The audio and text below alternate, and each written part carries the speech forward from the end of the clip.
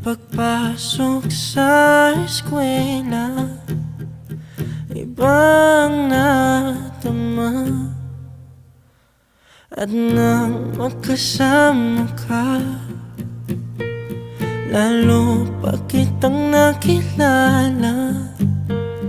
Okay, saya pa lang magkadama ng pag-ibig. Parang